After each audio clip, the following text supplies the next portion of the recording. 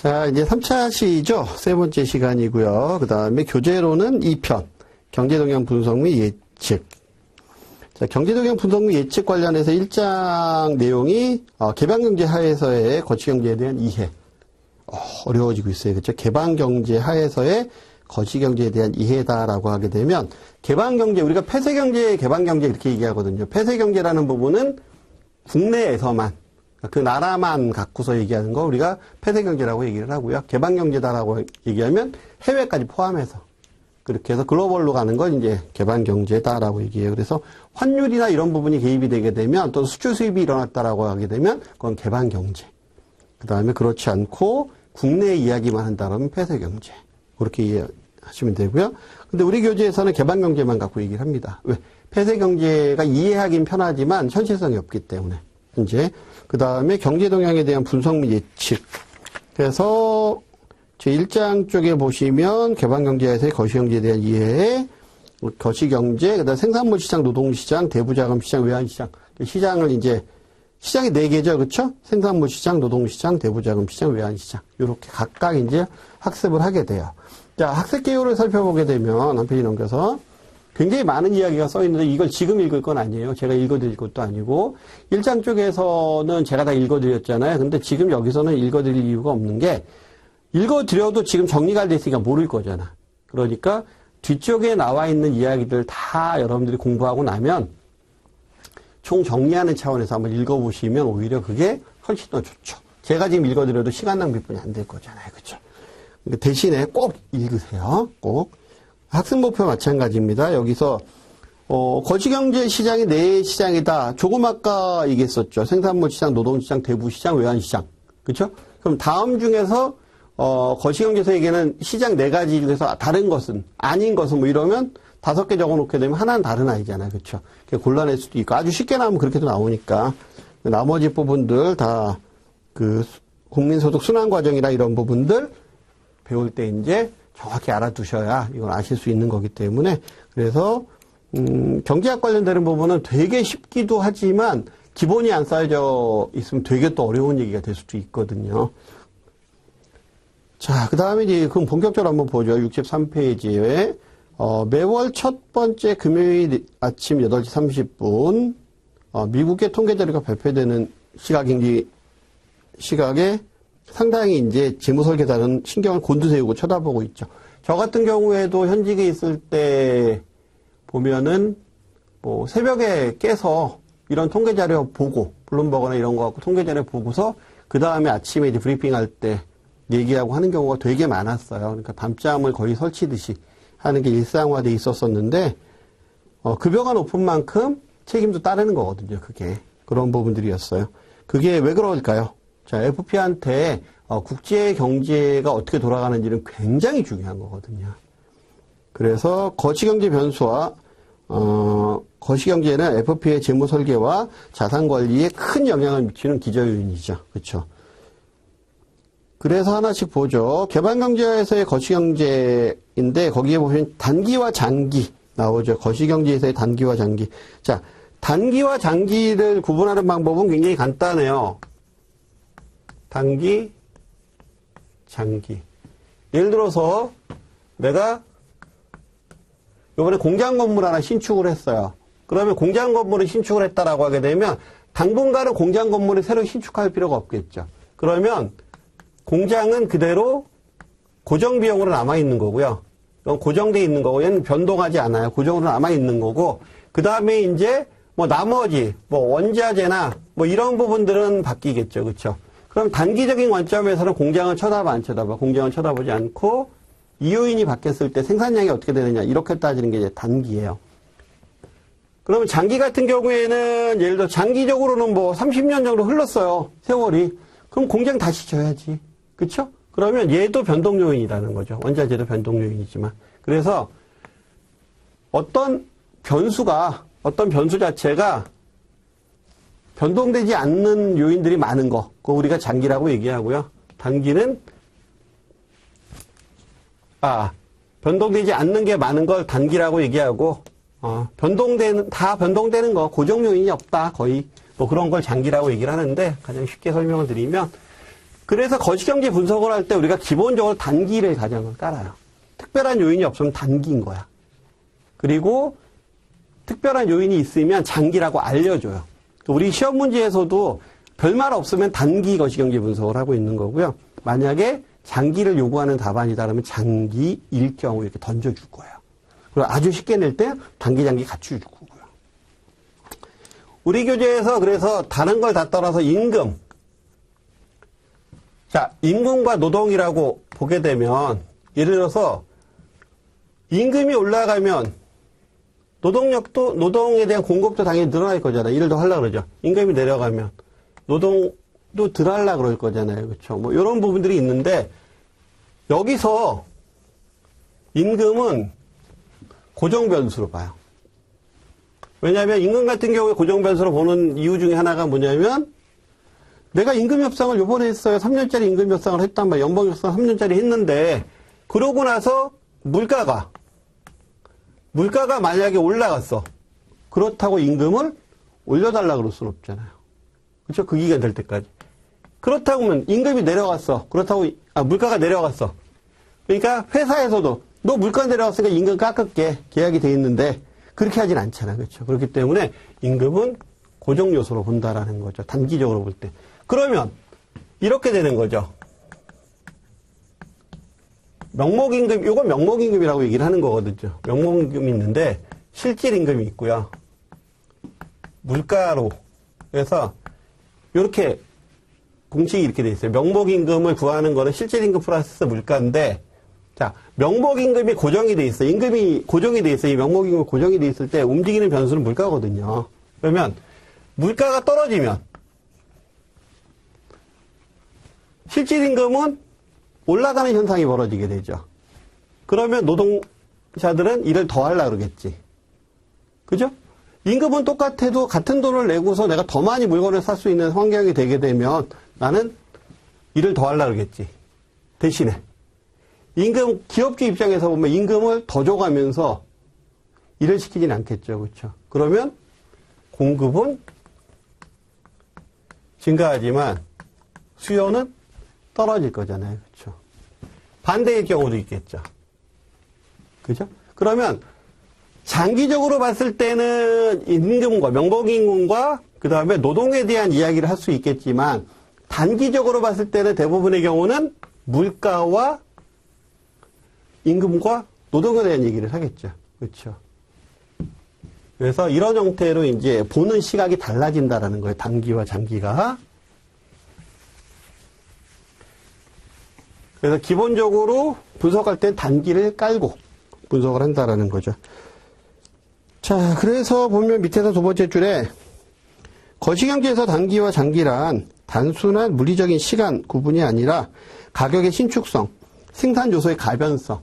생산 요소의 가변성이라는 단어를 보게 되면 어떤 부분이에요? 공장이라는 부분을 고정 요소로 볼 건지 변동 요소로 볼 건지. 공장 진지 30년 됐어요. 그럼 뭐라 그래요? 하나 다시 져야 되겠네 라고 얘기하지만 공장 어저께 졌어요. 그러면 냅둬야지 당연히. 그렇죠? 예, 한동안 공장을 건드릴 일은 없겠다라고 얘기할 거잖아요. 그러니까 가변성이 많아지느냐 적게지느냐 차이야. 한 페이지 넘겨서 그래서 이거 시험에 많이 나오죠. 단기, 장기, 최장기. 단기, 가격과 임금이 경직적이다. 그 다음에 임금이 경직적이다. 조금 아까 설명을 드렸었죠. 이렇게 명목임금은 그렇게 경직적이다라는 거야. 그러니까 그런 뜻으로 이해하시면 돼요. 생산 요소가 불완전 고용이 될 수 있다. 그렇죠? 그 다음 가격과 임금의 경직성이 단기 경기 변동을 설명하는데 중요하다라는 거죠. 그 다음에 장기, 가격과 임금이 신축적이다. 완전 고용이 달성이 된다. 그리고 기술의 변화가 없고 자본, 노동 등 생산 요소 총량이 고정되어 있다.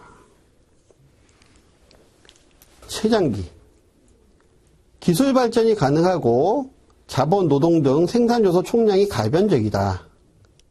경제 성장이 주요 연구 대상이다. 이렇게 해서 장기, 단기, 최장기에 대한 구분 정확히 하실 수 있어야 돼요. 이 부분. 그러면서 단기 거시경제 분석은요, 총 수요 변동에 대한 부분을 봐요. 그 다음에 장기 거시경제 분석은 공급 쪽에 위주를 보거든요. 그래서 첫 번째 줄에 단기 거시경제의 집중 분석 대상은 총수의 변동이다. 그리고 두 줄 내려가서 장기 거시경제 분석은 한 나라가 가지고 있는 현재의 총 생산 능력보다는 잠재적 생산 능력을 증가시키는 요인을 주로 분석한다. 라고 해서 요건 이제 나중에 저희가 이제 배울 거예요. 이렇게 해서 우리가 이게 정상적인 상황 하에서 언제나 생산할 수 있는 생산 능력이 여기다. 생산량이 요거다. 여기다. 라고 하게 되면 내가 특별히 뭐 더 열심히 하는 건 아니지만 정상적인 영업을 하게 되면 이만큼의 수익을 발생시킬 수 있다라고 했을 때 만약에 여기에서 이만큼 수익이 발생하면 내가 초과 근무한 거죠. 오버한 거예요. 그렇죠? 예, 경제학적으로 보면은 호황인 거죠. 호황. 그러면 인플레이션 발생 확률이 높아져요. 이럴 때는. 그리고 이때는 그러면 불황인 거죠. 그렇죠? 내가 생산할 수 있는 능력은 이만큼이나 되는데 나는 여기서 규정점이 잡히고 있어요, 지금. 그러면 나는 어때요? 일하고 싶어도 일을 못하는 사람이 많아진다라는 얘기가 되잖아요. 그렇죠? 경기 심지어 리세션이나 불황인 상태가 되는 거죠. 그렇죠? 이런 상태에 대한 분석. 그랬을 때 기본적으로 장기적으로 봤을 때는 이렇게 생산 쪽에 대한 분석을 하고 그 다음에 단기적으로는 소비 쪽에 대한 분석, 수요 쪽에 대한 분석을 이제 주로 한다라는 거죠. 그래서 뭐 장단기 분석 표 나와 있는데 거기 그걸 생각하고서 보시면 되는 거예요. 거기는. 그 다음에 2번 개방경제하에서의 거시경제에 대한 모형을 살펴보는데 모형이 4가지가 나오죠. 생산물 시장, 요소 시장, 대부자금 시장, 외환 시장. 이렇게 해서 4요소. 생산물 시장 같은 경우에는 총수요 공급이 일치하는 점. 그래서 실질 GDP와 물가가 결정이 된다. 그래서 이런 얘기가 되죠. 생산물 시장이 있으면 물가가 있고 여기가 GDP 국민 소득이 있다라고 하게 되면 우리가 미시경제에서는 가격과 수량으로 표시를 하는데 거시경제에서는 이쪽에 변수, 물가가 되든 뭐 노동이 되든 이게 표시가 되고 여기는 GDP가 표시가 됩니다. 여기서 GDP는 이제 주로 실질 GDP가 나오게 되는데 일단 수요 곡선은 우하향하는 곡선이 생기게 되죠. 그리고 공급 곡선은 우상향하는 곡선이 생기게 되죠. 그렇게 했을 때 수요와 공급이 만나는 이 시점에서 균형점이 생기게 되는 거고요. 이렇게 됐을 때 이게 균형 생산량이 되는 거죠. 이렇게. 그러니까 요 하나하나 이제 뒤에 가서 분석을 할 거예요. 분석을 할 건데 요렇게 경제 성장률이나 물가 상승률, 소득 분배 이런 부분에 의해서 총 수요와 공급이 만나서 균형점이 잡히는 거. 이거 우리가 균형 GDP라고 얘기한다라는 거죠. 근데 이 균형 GDP가 장기적으로 봤을 때 잠재 성장률, 잠재 GDP가 여기 있게 되면 얘는 현재 상황이 안 좋은 거고요. 여기 있게 되면 얘는 호황인 상태, 즉 좀 오버액션하고 있다라는 부분이 생길 수 있다라는 부분이에요. 요소 시장도 마찬가지예요. 요소 시장도 여기가 임금이면 여기가 이자면 뭐 이런 형태로 해서 각각 이렇게 수요와 공급에 의한 균형점을 찾아 들어간다라고 얘기를 지금 하고 있는 거예요. 그래서 생산 요소에서는 천연자원, 우리가 여기는 천연자원이라고 나와 있으니까 그 경제학 공부를 하신 분들은 무슨 얘기인지 아는데 경제학 공부 안 하신 분들 같은 경우에는 우리가 항상 이런 얘기 듣잖아요. 생산의 3요소 뭐 이러면서 노동, 토지, 자본 뭐 이렇게 얘기를 듣는데 그럼 토지는 어디 갔어요? 뭐 이렇게 물어볼 수 있거든요. 이게 토지라는 부분이 이제 천연자원으로 표현이 돼 있다라고 보시면 돼요. 여기서는 자본, 그다음 노동, 그리고 기업가. 기업가는 이제 이윤을 추구하는 거고요. 노동은 이제 임금을 추구하는 거죠. 자본은 이자를 추구하는 거고요. 그 다음에 천연자원은 지대를 추구를 하죠. 그렇게 해서 각각 얘기가 있는 거고요. 여기에서 밑에서 두 번째 줄이 중요한 거죠. 단기에는 천연자원, 자본, 노동, 그 다음에 기업가가 있는데 다른 요소는 다 변동이 없다. 다만 단기에는 뭐만 변동이 되는 걸로 본다? 노동만 변동이 되는 걸로 본다라는 거예요. 그래서 단기에는 노동만이 가변 생산 요소고, 이 때문에 노동시장을 중심으로 요소시장을 살펴본다. 그래서 노동시장이 변하면, 임금이 올라가면, 물가가 올라가면, 뭐 이렇게 되면, 뭐가 실질임금이 바뀌게 되면 노동이 바뀌어서 생산량이 달라진다라는 거죠. 그래서 임금이 내려가면, 임금이 하락하면, 임금이 하락을 해요. 그러면 수요가 증가를 하죠. 무슨 수요가 증가해? 이건 노동 수요가 증가를 하죠. 그렇죠? 노동 수요가 증가를 하는, 임금이 하락하게 되면 노동 수요가 증가하죠. 여기가 임금일 때 노동 수요가 증가한다는 얘기는 생산이 증가한다는 얘기지. 즉 GDP가 플러스라는 얘기죠. 그렇죠? 근데 임금은 마이너스죠. 그러면 음의 관계에 있죠. 그러니까 하향하죠. 그죠? 임금이 줄어들 때 GDP는 증가하잖아요. 그렇죠? 예. 이런 얘기들을 지금 이제 할 거다라는 거죠. 그래서 여기서는 뭐만 갖고 얘기하겠다? 예, 임금만 노동만 갖고 얘기를 하겠다. 풀어나가겠다라는 거고요. 대부자금 시장은 여기서 이제 여기가 뭐가 오르는 거예요? 이자가 올라오게 되겠죠. 여기도 만약에 GDP가 생기게 되면, 자, 이자가 떨어지게 되면 기업 입장에서 보면 이자 부담이 줄어드니까 투자를 더 많이 하겠죠. 투자를 더 많이 하니까 당연히 생산량이 늘어나겠지. 그렇죠? 그러니까 이렇게 움직이겠죠. 그렇죠? 만약에 이자가 올라가면 기업 입장에서 투자를 덜 할 거잖아요. 그러면 생산량이 줄어들겠지. 공장 같은 건 안 만드니까. 그러니까 이렇게 움직이겠죠. 그러니까 얘도 마찬가지로 음의 관계가 형성이 되겠죠.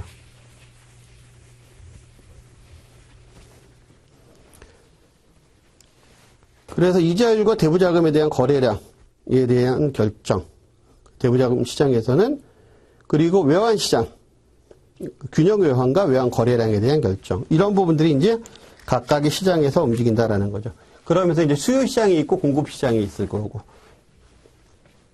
자, 거시경제에 대한 경제 주체입니다. 경제 주체 쪽에 보시면은 거시경제에 대한 경제 주체의 기능 나와 있는데, 여기서 중요한 게 두 번째 줄이에요. 두 번째 줄이, 요게 굉장히 중요한데, 이 문구가 있는 책들이 있고 없는 책들이 있어요. 근데 이 책에서 이 문구가 있어요. 중요한 게 뭐냐면, 수요와 공급이 일치한다라는 전제를 깐다라는 거예요. 수요와 공급이 일치한다. 그러면 이건 뒤집어서 얘기하면 여기선 무슨 얘기가 또 되냐면 이런 얘기가 되는 거예요. 생산된 건 전량 소비된다 라는 전제를 깔아야 된다라는 거예요. 그렇지 않고 생산을 했는데 소비는 덜 했어. 그럼 뭐가 남아요? 재고가 남죠? 그럼 이 재고에 대한 또 처리 부분이 또 문제가 되잖아요? 그 다음에 소득이 발생을 했는데 소비를 덜 했어. 생산을 했다는 얘기는 그만큼 소득이 발생했다는 얘기니까 여기 소비를 덜 했어. 그럼 뭐 어떤 상황이 벌어져요? 저축이나 조세에 대한 상황이 벌어진단 말이에요. 그렇기 때문에 이런 부분들에 대한 고민은 일단 빼놓고 가겠다라는 거죠. 근데 이런 부분들에 대한 고민이 있어도 결국은 이 재고는 언제 소비가 될 거다? 결국에 가서는 소비가 될 거다. 언젠가는 소비가 될 거고, 세금 낸 것도 정부에서 언젠가는 지출을 할 거고, 저축을 한 것도 언젠가는 이게 소비로 돌아올 거다라는 거죠. 그래서 대전제는 뭐예요? 대전제는 생산된 건 전부 다 분배가 되고, 그건 전부 다 소비가 된다. 라고 얘기를 하는 거예요. 그러니까 소득과 분배와 소비는 일치한다. 지출이 일치한다라고 보는 거죠. 이거 우리가 이제 쉬운 말로 삼면 등가의 법칙이라고 이제 얘기를 하는데, 이런 전제를 깔지 않으면 머릿속에는 항상 잔재가 남는 거지. 내가 요번 달에 본 거, 아니, 예를 들어봐. 이렇게 이 책 읽으면서. 예를 들어서, 이상하다. 한 300만 원 내가 벌면 20만 원, 내가 20만 원짜리 적금 붓고, 이렇게 한 100만 원 내가 적금 붓는데 항상. 그럼 걔는 뭐지? 그럼 걔는 어디다 계정 처리해야 돼? 뭐 이런 생각을 자꾸 하게 되는데, 기본적으로 보다 번 건 다 쓴다. 그리고 생산된 건 다 소비한다. 라는 전제를 깔고 가지 않으면 이야기가 안 되니까 그 전제가 기본적으로 깔리는 거예요. 그 다음에 가계부분에서는, 가계부분은, 여기서 나와 있는 부분이 가계부분은요, 공급의 주체이기도 하고 소비의 주체이기도 해요. 공급은 요소, 즉, 노동을 공급하는 주체이기도 하죠. 그렇지만 생산물을 소비하는 주체이기도 해요.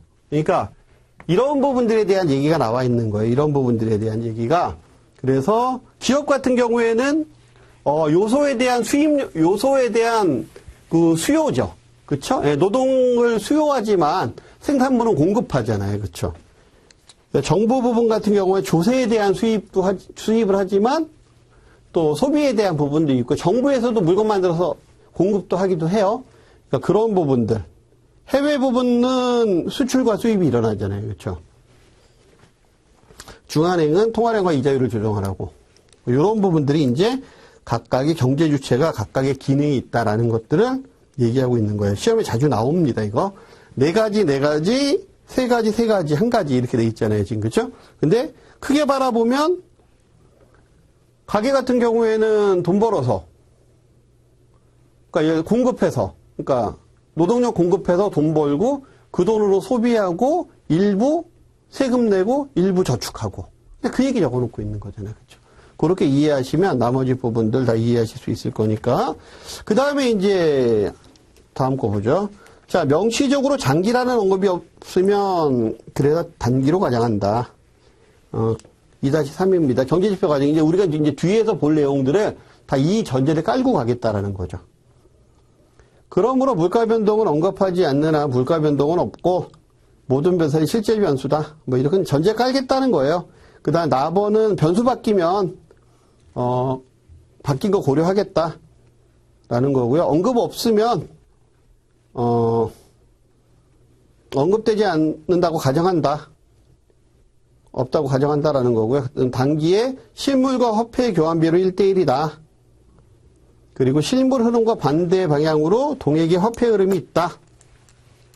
이거는 예를 들어서 여기가 가계고요. 여기가 기업이면 재화의 흐름은 이렇게 움직이죠. 그렇죠? 그러면 통화의 흐름은 화폐의 흐름은 이렇게 움직이잖아요. 이 얘기 지금 하고 있는 거예요. 물건 받아가면 이렇게 되고 또 반대로 또 노동의 공급은 이렇게 움직이잖아요. 대신에 임금인 화폐는 이렇게 움직이잖아요. 그렇죠? 이 얘기 지금 하고 있는 거예요. 이 얘기를. 그 다음에 라번 다른 변수들은 일정한 것으로 가정한다. 즉 다른 변수들은 고정이 돼 있다. 그래서 세트리스 파리부스라고 해서 다른 요소가 변동이 없고 얘가 움직이는데 A, B, C, D, E, F가 변수다. 근데 얘네는 다 변동이 없다면 이 변수에 따라서 얘가 움직일 거다. 단기적으로는 뭐다? 얘네들 무시하고 이걸로 보겠다. 지금 이 얘기를 지금 하고 있는 거죠. 간단히 얘기하면. 그 다음에가 다르게 정의하지 않는 한 가격 표시 방법. 환율은 가격 표시 방법으로 한다. 우리가 환율을 표시할 때 자국가 표시 환율이 있고요. 외국가 표시 환율이 있어요. 이 뒤에 가서 나올 건데 이 교재에는 아직 없지만 1달러에 1160원. 이렇게 하면 지불 환율이 이거잖아요. 요거는 자국가 표시 환율이라고 얘기를 해요. 근데 1원에 0.000 1 이렇게 하면 1달러. 만약에 이렇게 했다라고 얘기하면 이건 외국가 표시 환율. 그래서 우리나라는 이 환율을 주로 이제 사용하잖아요. 그렇죠? 그래서 대부분의 나라는 이 환율을 쓰거든요. 이렇게. 그래서 외화를 먼저 표시하고 자국화를 표시하는 이런 형태. 그러니까 이 방법으로 가겠다라는 거예요. 다른 정의가 없는 한. 그 다음 인과관계. 조금 아까 설명을 드렸고요. 인과관계는 다른 변수가 변동이 없으면 그냥 가겠다. 세트리스 파리부스라는 부분으로 갖고 가겠다라는 부분이고, 그 다음에 탄력성. 자, 탄력성과 관련되는 부분은 보면,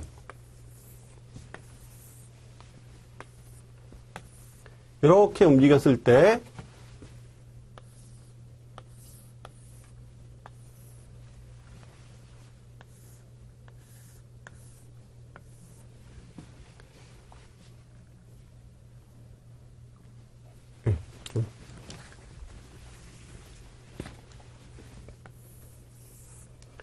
이렇게 움직이면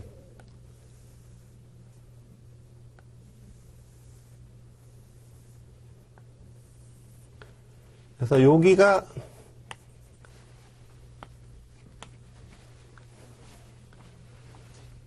이 변수의 흐름보다 이 변수가 작게 움직였죠. 그렇죠? 여기서는 이 변수가 움직였지만 여기는 훨씬 더 크게 움직였잖아요. 그렇죠? 자, 어떤 내용이냐면 이런 부분인 거죠. 어떤 내용의 흐름이 움직였을 때 다른 내용의 흐름이 적게 움직인다. 자, 내가 만약에 노동자예요. 노동자인 상태에서 우리 교재에서 나와 있는 것만 갖고 한번 얘기를 한번 해볼게요. 노동자인데 지금 경제가 너무 어려워. 그래서 정말 상품 서비스 수지가 그래서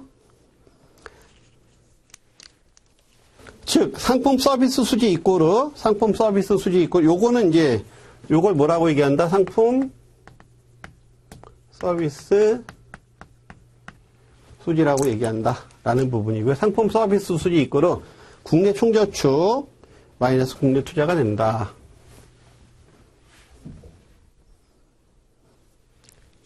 자, 그 다음에 그 밑에 이제 쭉 읽어보시면 이제 여러분들 내용을 알고 있는 거고요. 그래서 맨 밑에 단락에서 네 번째 줄에 보시면 상품 서비스 수지는 국민 소득과 고용 등 경제에 미치는 영향이 크다.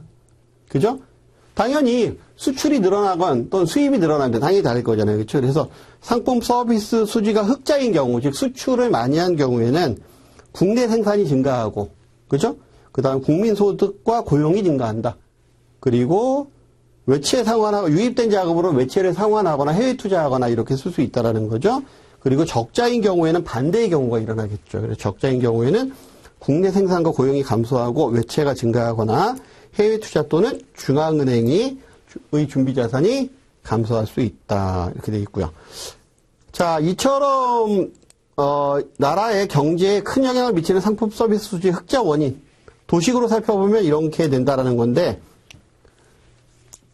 자, 요걸 갖다가 이제 살짝, 요 도식을 이제 요렇게 살펴본 거죠. 지금 요 도식을 다시 정리를 해서, 이렇게 이제 내용을 살짝 다시 살펴보는 거예요. 뭐냐면, 수출, 마이너스 수입.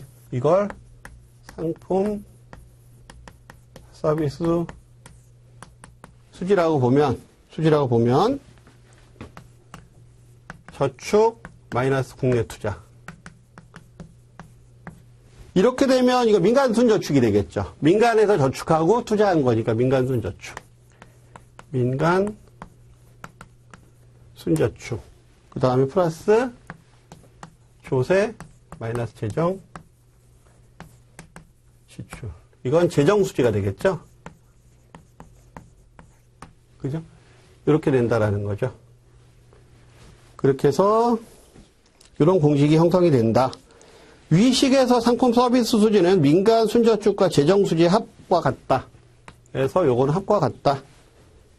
예를 들어서 민간에서 저축보다 투자를 많이 하게 되면, 자, 요게 이제 시험 문제에서 많이 나오는 거예요. 여기서 자, 요거 마이너스 관계잖아요. 요게 이제 시험에 나오는 거예요. 저축보다 투자가 다른 요인은 똑같아.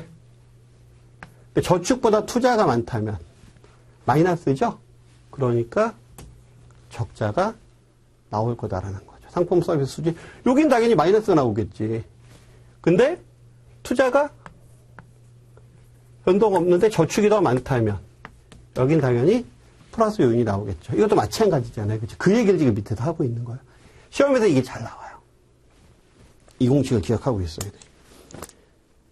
여기서 대전제는 그런 분이 경제 성장이 없다고 가정하고 상품 서비스 수지 흑자를 늘리기 위해서는 자 경제 수지 다른 게 다 변동이 없다. 근데 흑자를 늘리기 위해서는 뭐가 필요한 거예요? 그러면 저축 늘리고 투자하지 말고 저축 늘리고 세금 늘려라. 쓰지 말고 그러면 여기가 플러스고 여기가 플러스잖아요. 그리고 플러스니까 더해져서 더 늘어나지. 그럼 얘가 늘어날 거다. 뭐 이런 얘기를 하는 건데 근데 이게 그 밑에 보면 웃기는 얘기가 될 수 있어요. 투자 안 하고 저축 늘리면요. 그리고 세금 많이 거두면 경기가 위축될 수 있겠죠. 그렇죠. 이렇게 되게 되면 이상한 쪽으로 흘러가 불황으로 빠질 수도 있어요.